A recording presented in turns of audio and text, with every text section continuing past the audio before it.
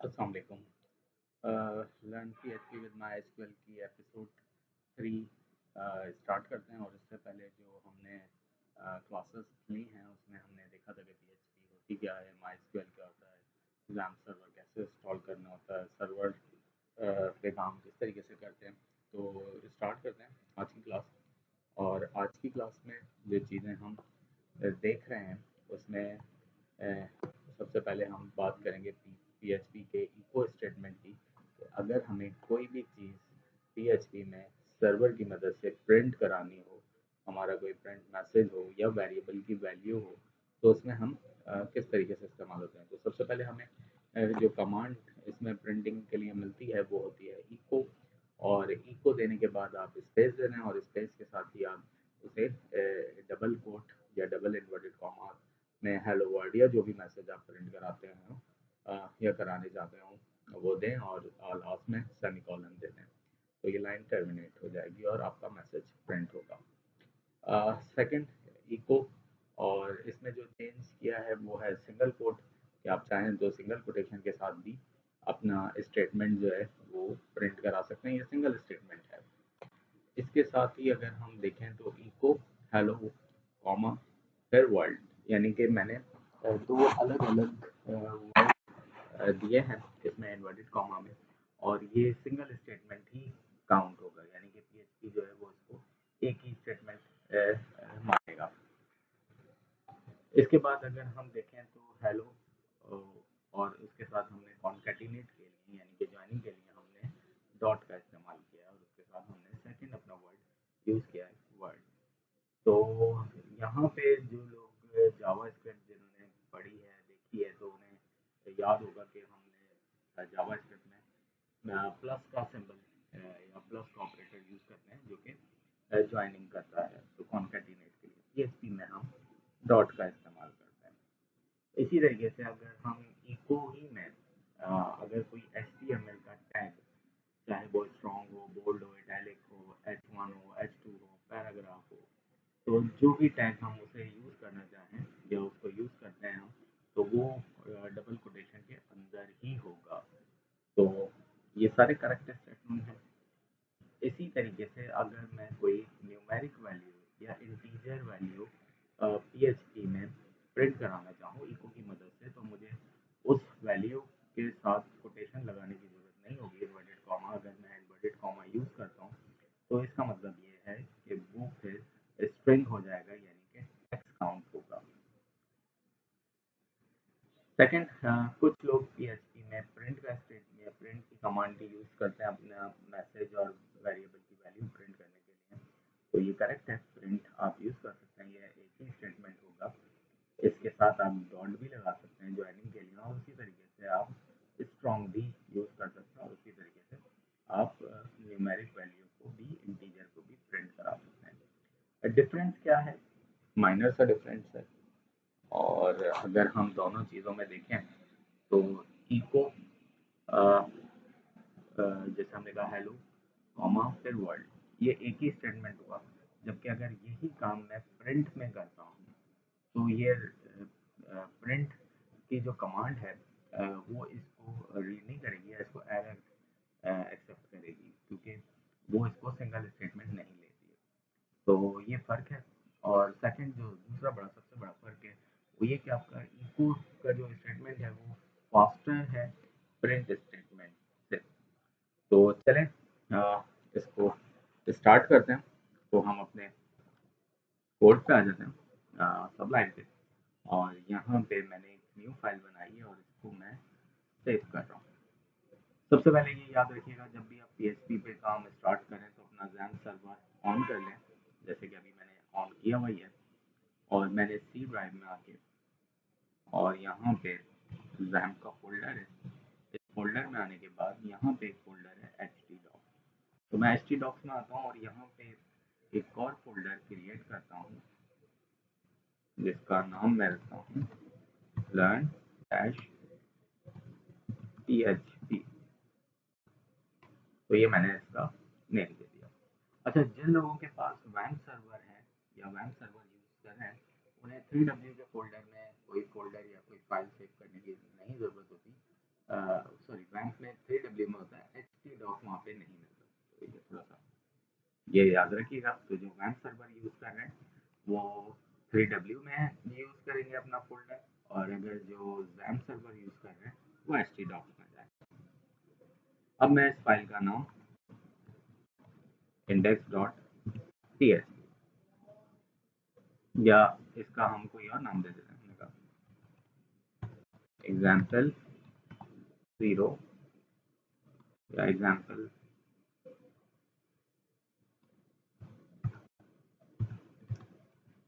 -1.php। तो php लगाना जरूरी है। तो PHP का सिंटैक्स क्या है? सबसे पहले आप लेस देन का सिंबल देंगे, फिर क्वेश्चन मार्क, फिर PHP, और फिर आपने वही क्वेश्चन मार्क और ग्रेटर देन। तो ये PHP का टाइप ओपन भी हो गया और क्लोज भी हो गया। तो सबसे पहली चीज़ हम जो यूज़ कर रहे हैं वो है इको, और यहाँ पे मैं मैसेज दे देता हूँ हेलो वर्ल्ड। तो इससे कोई फर्क नहीं पड़ता कि वो आप इन्वर्टेड कॉमा में कैपिटल लिखें या स्मॉल लिखें। तो अब हम इसको रन करते हैं। हम अपने ब्राउज़र पे आ जाते हैं, क्रोम पे, या आप कोई सा भी ब्राउज़र आप जो भी यूज़ करना चाहें वो यूज़ कर सकते हैं।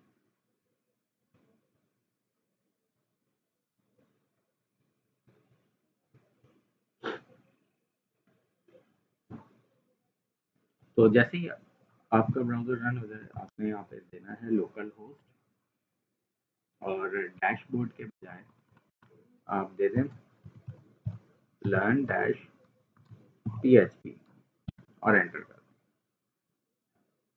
ये याद रखिएगा कि अगर आपके पास मिस्टेक होती है, स्पेलिंग मिस्टेक वगैरह, तो ये आपका जो डायरेक्टरी रूट फोल्डर है ये ओपन नहीं होगा। अभी example1.php आ रही है और मैं इस पर जैसे ही क्लिक करता हूँ तो ये अपना मैसेज प्रिंट कर देती है। तो ये तो हुआ हमारे पास कि किस तरीके से हमने एक स्टेटमेंट दिया। अगर इसी फाइल को मैं सेव एज कर देता हूँ और इसको मैं 2.php कर देता हूँ और सेव कर दिया। अब यहाँ पे मैं सिंपल सी चेंजेस कर रहा हूँ, इन्वर्टेड कॉमा, कॉमा, और ये मैंने इसमें दे दिया कंट्रोल एस। तो अब इसको रन करते हैं।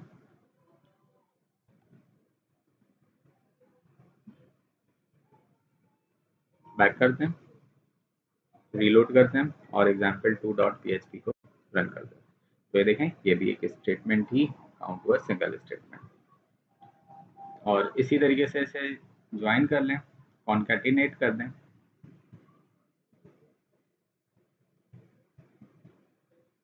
तो सेव एज करते हैं example3। अब देखें, अब यहाँ पे आपको टाइप नज़र आ रही है PHP की, तो दोबारा .php लगाने की ज़रूरत नहीं है। और अगर मैं इसको ज्वाइन कर देता हूँ और कंट्रोल एस करता हूँ,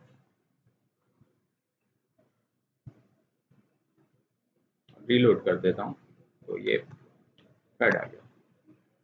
तो इसी तरीके से मैं अगर न्यूमेरिक वैल्यू भी लेता हूँ, यानी कि जो कि मैं इंटीजर बना रहा हूँ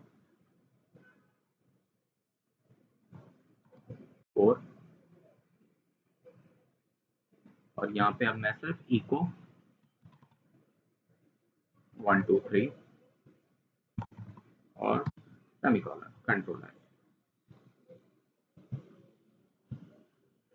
बैक करा, रीलोड कर दिया और इसको रन करके चेक कर लिया। तो यहाँ पे देखें आपकी इंटीजर वैल्यू भी प्रिंट हो गई। और बाकी सारी चीज़ें भी आप जिस तरह मैंने कहा कि आप इको के बजाय आप इसको प्रिंट यूज़ कर सकते हैं।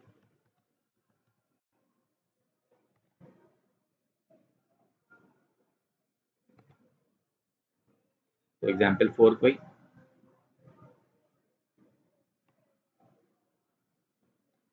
तो यहाँ पे देखें प्रिंट में भी ये काम हो गया। तो ये बेसिक चीज़ें थी जो कि हमने इसमें देखी, और इसी चीज़ को एक और इसमें हम कंटिन्यू कर लेते हैं वेरिएबल में। तो वेरिएबल होते क्या हैं, जिसके अंदर हम कोई भी वैल्यू अपनी स्टोर करना चाहें वो वेरिएबल है। मेरी इस पिछली क्लासेस में मैंने अच्छे तरीके से डिफाइन किया हुआ है कि वो वेरिएबल करता क्या है और डिक्लेयर कैसे होता है और उसकी टाइप क्या होती है। तो पीएचपी में सबसे पहले हमें डॉलर का सिंबल देना पड़ता है और फिर वेरिएबल का नाम देना पड़ता है, और इक्वल इसके अंदर मैंने वैल्यू दे दी जैसे 67। फिर मैंने एक और वेरिएबल डिक्लेयर कर दिया और उसको मैंने टेक्स्ट के नाम से दे दिया, और इक्वल टेक्स्ट वैल्यू जब भी होगी वो कोटेशन में या इन्वर्टेड कॉमा में आएगी, उसके अंदर मैंने कोई भी वैल्यू स्टोर कर दी, कंट्रोल एस कर दिया। अब मुझे इन्हें डिस्प्ले कराना है इनकी वैल्यू को, तो मैंने लिया इको, और इको करने के बाद मैंने कोई भी वैल्यू वेरिएबल दे दिया, जैसे मैंने कहा डॉलर ए,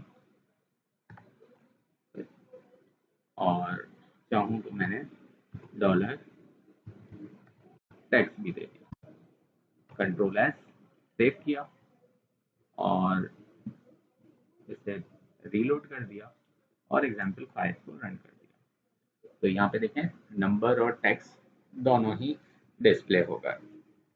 अगर आपने इन्हें अलग अलग लाइन पे लेके जाना है तो फिर आप इस वेरिएबल को अलग लें, और वो HTML की जो कमांड होती है BR की कमांड ब्रेक रॉ, आप उसको भी ब्रेक करा सकते हैं। तो इसी तरीके से आपने बस ये ध्यान में रखना है कि न्यूमेरिक या इंटीजर वैल्यू को आपने विदाउट कोटेशन के देना है, जबकि टेक्स्ट को हमेशा कोटेशन में देना है, और उसको प्रिंट कराने के लिए आपने या मैसेज को डिस्प्ले कराने के लिए इको का इस्तेमाल करना है। सेव एज करते हैं और कैलकुलेशन भी देख लेते हैं। तो आज की लास्ट एग्जांपल हम देखते हैं कैलकुलेशन, एग्जांपल 6 है।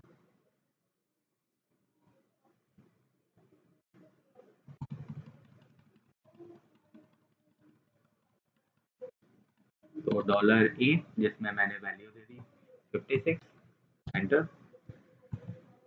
डॉलर बी इक्वल 69,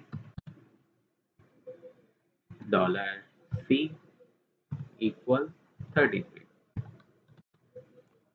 और अब इनको कैलकुलेट भी कर लेते हैं और इनको प्रिंट भी करते हैं इनका आंसर। तो एक और वेरिएबल डिक्लेयर कर रहा हूँ, जैसे मैंने कहा answer equal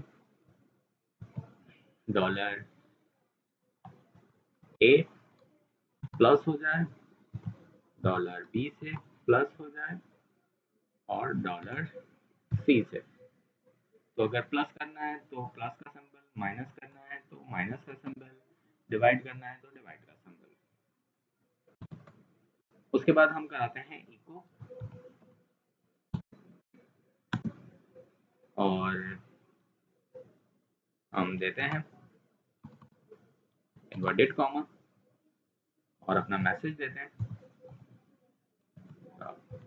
answer is dot concatenate dollar ANS, यानी कि जिसमें हमारे पास आंसर मौजूद है, और लास्ट में सेमीकोलन। कंट्रोल एस सेव किया और इसको रन करते हैं। तो रीलोड और एग्जांपल 6। तो यहाँ पे देखें लाइन नंबर 9 पे एक एरर आया है PHP की एग्जांपल 6 में, जो कि सिंटैक्स एरर है। तो ये मैंने सेमीकोलन लगाया और ये मैंने इसको रीलोड करा और ये आंसर आया। तो आपने देखा कि अगर हम कहीं पे भी कोई लाइन में सेमीकोलन लगाना भूल जाए, डॉलर वेरिएबल के डिक्लेरेशन के साथ डॉलर या उसकी वैल्यू असाइन करना भूल जाए, तो क्या होगा, फिर वो इसी तरीके से होगा।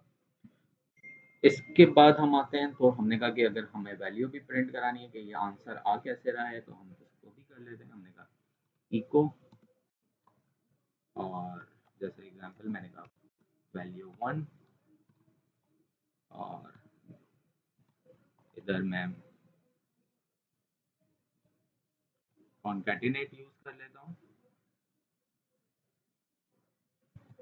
डॉलर ए और डॉट इन्वर्टेड कॉमा, और मैंने इस तरीके से BR यानी कि ब्रेक रॉ का टाइप भी यूज कर लिया। अब इसी तरीके से मैं की और वैल्यू की तैयार हूँ।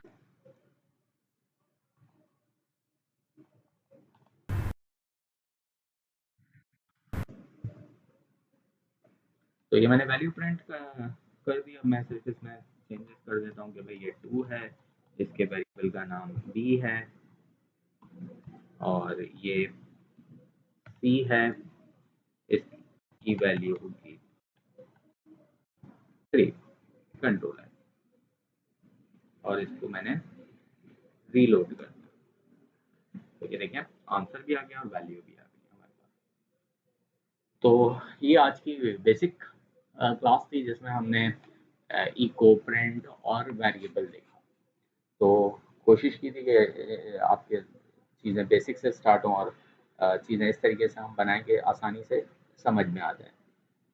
नेक्स्ट क्लास जो हम हमारी एपिसोड 4 होगी, उसमें हम देखेंगे कि मज़ीद इसमें किस तरीके से फंक्शन बनते हैं, कंडीशंस कैसे चेक करी जाती हैं। तो उसके लिए हम वेट करते हैं अपनी क्लास एपिसोड 4 का। जिन स्टूडेंट ने अभी तक हमारा चैनल सब्सक्राइब नहीं किया हुआ, तो चैनल सब्सक्राइब करें ताकि उन्हें ये वीडियोस मिलती रहें। Thank you.